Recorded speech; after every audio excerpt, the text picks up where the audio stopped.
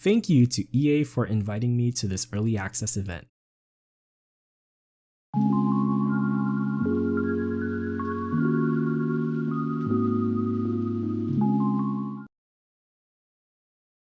Hello there everybody, it is me XfreezerBunny, and welcome back to another Sims 4 speed build.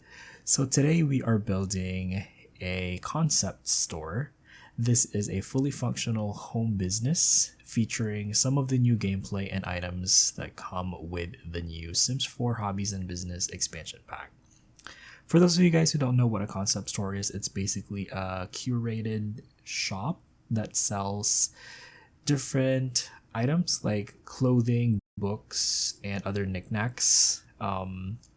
Because of the retail aspect of Sims 4 Hobbies and Business, I was very limited with what I can sell, because you're only allowed to sell stuff if you can put them on certain shelves, which was really kind of a bummer, because I was really expecting this pack to have a more fleshed out retail system, but I'm gonna get more into that later on. But yeah, this store does sell some curated items. I wanted this to be more of a bookstore, but that didn't work out, so I ended up selling pottery. Surprise, surprise, because that's another one of the new features that come with this pack. As you can see, this is a modern boxy build because I'm currently in my modern boxy phase. I've been really into flat roofs with this black trim and wood soffits. I don't know about wood soffits, but it just looks really appealing to me right now. And that's what I went with, because I really love the modern items that come with this pack. Like, I fell in love with the wallpaper and the floors and the windows. So yeah, really happy that we got all of those new stuff. I also really like this new brick wallpaper as well, or maybe even concrete. So this build was designed to look good from any world. I didn't particularly go for like that historical, Scandinavian look, because we did have some items that kind of go for that style. I wasn't really into those items, to be honest, but I really love the modern ones, so that's what I ended up going with. By the way, this is a vanilla build, so I did not use any mods or custom content for this, and you only need base game and hobbies and business for this build as well. So I was really surprised at how easy it was actually for me to build with only hobbies and business. I think they did a really good job at giving us a pretty well-rounded pack as far as items go. Like I said, I really loved the modern items, and I can see myself using those in other builds as well. Plus, we also have like a bunch of new base game items because of that recent update, which in my opinion is probably one of the best updates we've had ever, because the new items that came with that update are just so amazing. I don't think I've used any of them in this build. I do have some thoughts on this pack actually. Like I said earlier, I'm gonna go ahead and straight into the retail aspect, because that was the one that I was probably most looking forward to in this pack. And to be honest, when I finally got my hands on this pack, I was a bit let down by how kind of simplistic the retail aspect was, because I thought it was definitely going to be an improvement from what we got with Get to Work. Unfortunately, that wasn't the case. I feel like Get to Work is still a more fleshed out retail system, but I guess that's kind of the trade-off of having your retail be in a residential lot, because I think it's very important to point out that the retail lot for this also serves as a residential lot. So they did introduce a new lot type. It's not a lot type actually, because it's just a residential that you have to register as like a residential retail. I've done a little bit of gameplay. It's not a lot type, but yeah, you can now have multi-functioning residential lots, which are pretty cool.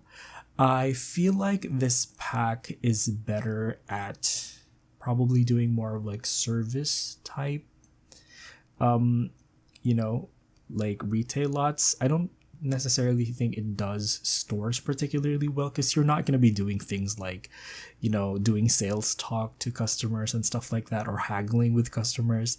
It doesn't really have that gameplay. But, you know, if you're looking to open kind of like a more service oriented lot, like a hotel for example, I think you can actually do that in this pack, and I'm really excited to try that out, because you can set the activities that your customers or your patrons do in your lot, and you can just charge an entrance fee. So let's just say you start a residential retail lot, and you just charge an entrance fee, and you can just set the activities to things that people do in a hotel, for example, like sleep and swim in the pool, and you essentially have a functioning hotel. So that's pretty cool, and I'm very interested to explore that further. But like I said, I decided to go and do a kind of like more of a store, I guess, because this is, like I said, what I was interested from the get-go. And overall, I still like the retail aspect of this, even though it's a little bit more simplistic. I think it's great to be able to live in the actual store itself. We kind of had that gameplay with the get to work version, but it was more of an exploit. Like, you didn't actually live in the business lot that you owned, but you can pretend. But the thing about the get to work version is that you wouldn't get like your bills delivered because you technically didn't live there. So for this particular pack, I think it's great that we have those kinds of options. By the way, one thing that I kind of struggled with was doing a business lot that looked like it was a single family home. Because where I'm from, it's actually pretty common to have, you know, single family homes that also have a business. I think this is an Asian thing, but we typically call them shop houses. I don't know if this is more of a Western thing. I did a little bit of research and I didn't really find a lot of examples. Because what I found was that it's more common to have more mixed use buildings that are for like multifamily living, and they tend to be larger apartment blocks with like some sort of retail on the lower floors. For this particular build, I really wanted to just do a single family home. This build ended up having just 1 bedroom and 2.5 bathrooms. And yeah, as you can see, we are now placing our shelves, our retail shelves, which is a new genre of shelves in this pack. And unfortunately, like I said in the earlier part of this video, you're only allowed to sell items if you place them on this very particular shelf. It's the curvy one right there. I don't know what to call that style. It's like this beveled shelf, which I'm not gonna lie, I'm not a huge fan of the way the shelf looks, because I feel like you're very limited with that style. If you're going for that style, then it's great. But if you're going for like another style, it's really hard to make those shelves work. And it's just kind of a weird design decision for me for them to make that, because it also has a very limited slots as well. So I don't know what's up with that. I wish they gave us more shelving options. I wouldn't be surprised if they actually came out with like, I don't know, like a kit that gave us more like retail shelves, because this pack isn't the only pack that has retail shelves. It also has shelves from, I believe it's from Get to Work. The Get to Work shelves also work as retail shelves. Whenever I say retail shelves, by the way, I mean, as you can see, like when I'm placing items right here, we get these like simoleon icons, and these are the only items that are purchasable by Sims who visit this lot. Yeah, sorry about that. I was rudely interrupted by a very loud motorcycle passing by. But yeah, like I was saying, these are the only items that are purchasable if you open this lot to other Sims as a retail lot. But actually, what another thing that I like about this pack is that you can actually visit other retail lots as a patron. So I really like that because it opens up this whole new bunch of interactions that you can only have if you're visiting as like a customer. And I really enjoy that because it's a way to make the game realize that you're there on the specific lot to do a specific thing, and it wouldn't have to like load all of these other interactions, because we all know how broken the game can be if you do too much with it. Like, don't get me started on the recent For Rent controversy with the corrupted save files. I don't know what's up with that. I know this game also relies heavily on like the in-game AI. Oh my gosh, we're gonna get to the stairs in just a second. I know this game relies heavily on the in-game AI, but hopefully that doesn't break at some point, because a lot of the gameplay for this pack that they advertised and that they promoted was actually like being able to go to community lots and take lessons from other Sims. I can only hope that those Sims that give you like lessons and tutorials do their job properly, because I don't know if that breaks. I feel like that's gonna take a lot from the experience of this pack if somehow that feature just stops functioning correctly. But anyway, onto the stairs. This pack came with 2 staircases. It's the same staircase design basically, but it only has the fascia or like the board like on the side of the stairs on one side for the stairs, if that makes sense. I had a problem with these stairs actually, and not gonna lie, I was actually upset by these stairs because you couldn't put a railing. No matter what you did with them, you could not put a railing if you want the fascia on both sides. So it's kind of a weird design choice. You guys will know what I'm talking about once you get your hands on this and just see how the stairs work. I thought we had a saving grace moment when I saw that on debug you can actually place the fascia on both sides of the stairs. I thought we were saved, but no. The fascia gets removed if you place railings on the stairs. So as you can see, the staircase going up to the upper floor, which is the residential area, doesn't have a railing because it gets rid of the fascia. And I wanted the fascia to be there because I wanted it to be symmetrical. I don't know why they did that, because I get that they were going for kind of like that, you know, the one side of the stairs is kind of like hidden in the wall. Like it's kind of like a floating staircase kind of vibe. You can do that even if you have the fascia on like both sides of the stairs, because I tested it out, and if you put the stairs next to the wall, the fascia disappears into the wall anyway. So I don't know, it's kind of pointless the way they did the stairs, and I'm really upset. And I was so close to loving those stairs, but now I'm just slightly traumatized by how convoluted they did this. I'm not trying to be hateful or anything. I'm just like, because I tried making you guys know that I started making CC, right? And I tried making staircases, and it's really hard to make staircases. So kudos to them for actually attempting it. I just don't know why they decided to make 2 staircases. They doubled the effort of creating 2 different staircases. They could have just made one and have the fascia on both sides of the stairs, and that would just made life easier for all of us. But yeah. Other than that, my main complaint with this pack is just the lack of shelving options. I just feel like we're very limited.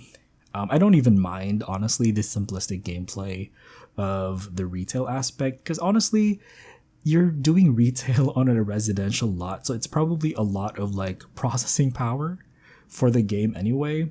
So I don't even mind that it's simplistic. Plus, I have get to work anyway, so if I want to open like a proper retail store, I can probably just do that. I won't be able to live in it, but I can still probably like have that retail gameplay. But yeah, I don't even mind it. I just had a problem with the stairs and with the shelving units. And I also agree with the fact that this pack is called Business and Hobbies, and we got like 2 hobbies with this pack. A max of 2 hobbies, maybe 2.5 if you count the freaking candy making thing. I do agree with that. That being said, I do think that the residential retail option does have a lot of features that I feel like didn't really get showcased that much. I feel like they could have shown us like that we can build a hotel or something, like a museum, right? Because they kept showing us the pottery making thing, which was great. Like, I love the pottery. I'm definitely going to be doing the crafting gameplay for my personal gameplay, but they just kept showing us the same thing, like with the pottery and with the tattooing. I was actually watching the live. I don't really watch live streams that much because I want to experience the game on my own, but I did watch it because I was so intrigued by how the retail system worked.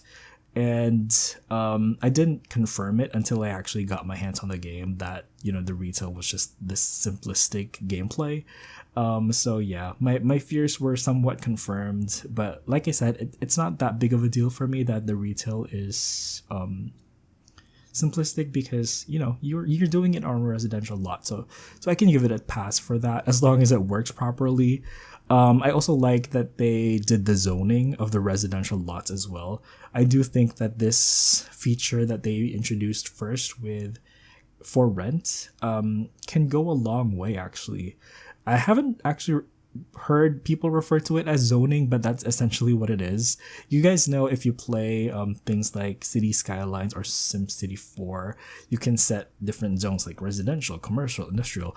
We're kind of doing that in The Sims, except it's for residential homes, and I really love that actually. I loved the city building strategy games, and it feels like we're kind of doing like a miniature version of that in our homes.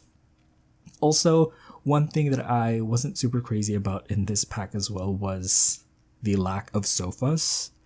We got 3 new love seats, and I didn't love a single one, which is quite rare. But I feel like they made up with it with the surfaces. We got some really beautiful tables, actually. Coffee tables, side tables are really beautiful. The textures on that coffee table, the textures on that coffee table that the TV is on is just so gorgeous, you guys. There's also a new desk in this as well that looks at, oh, sorry, not desk. There's a new dining table in this that looks amazing as well. I'm almost gonna forgive them for the shelf design. Actually, I don't know why the shelf is designed like that, because it looks so different if you look at the other tables that look very nice and stylish in a simple minimalist way, and then the shelf has like, you know, curved corners, which almost makes it kind of like goofy in a way. That's the vibe I'm getting. It's like goofy cartoony vibes.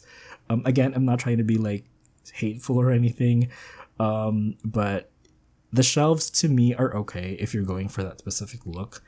But if you're going for like, just let's say you want to build a convenience store or like an industrial store, I don't think those shelves are going to work for every single situation. And if you're going to introduce that gameplay for this specific pack, then I just hope that they would make the items more versatile, especially because the gameplay is like so heavily reliant on the shelves to actually work. Like, you couldn't, you know, make a retail display out of just any shelves. You have like a selection of maybe 5 or 6 items in game, and some of them are nice, some of them aren't really that nice. So yeah, it's kind of a mixed bag. I have mixed feelings about the shelves. I love the bed though, and like I said, that dining table is also gorgeous as well. I will give them credit for giving us good swatches with the bed, because this is where things get problematic for me as well. I always have an issue with matching the frame and the swatch of the cushion, or, you know, the bed linens. So this is for the beds and the chairs. I wish we can just have separate swatches for them. I wouldn't shut up talking about that because we have that in The Sims 2 and The Sims 3 because it's creative style. And I just really have to commend them for giving us good choices for the bed swatches. So yeah, this build is almost coming up to an end. Overall, I'm actually really happy with this pack. I can see myself using it in other builds as well. I sounded really negative on this, but I actually am. My expectations were met. I do have mixed reactions with some aspects, but for the most part, I'm really happy with this pack. It does do a better job at the cross pack gameplay, more so than being kind of like a standalone pack, in my opinion. I feel like there's probably there could have been more features added to make this stand out better as a standalone expansion pack. But as somebody who has all of the expansion packs and all of that gameplay available to me, I'm very happy with the amount of content that this pack introduces as far as like the cross pack gameplay is concerned, because of this pack, actually I suddenly became interested in building an onsen, because you can actually make a Japanese onsen and run it yourself. You can just set the activities so that the Sims can use the onsen hot tubs, which you can actually. I did try looking at them, and there's so many different combinations as well for different activities that I think the community is gonna have a lot of fun with experimenting with different gameplay for this pack. Also, I really like some of the debug items as well. I like this bike rack finally. And I'm trying to think of what else I liked from the debug. There's like a plant. Oh, actually, there's a plant display thing that's only on debug. I used it on the living area of this house, but actually, I love the fences on the debug. Actually, there's like some really good minimalist fences. I wish we could just place the fence on either side of the stairs so that my issue with the stairs for this pack is resolved, or maybe they can just give us fence objects that we can just place however we want, just like every other custom content creator. By the way, just a really quick note about the ceilings. I wish they would give us a feature where we can tilt the camera up in build mode, because this is the best they can do at this point, and it's not enough.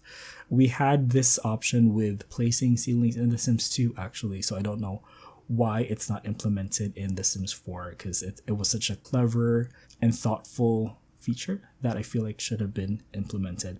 So yeah, I think that's pretty much it for this build. Hopefully you guys enjoyed my thoughts on this pack. It didn't mean to be so negative, but hopefully I gave you guys a balanced impression on what I thought of this pack. So yeah, let me know your thoughts, and I'm gonna go ahead and wrap this video up right here. Thank you guys so much for watching.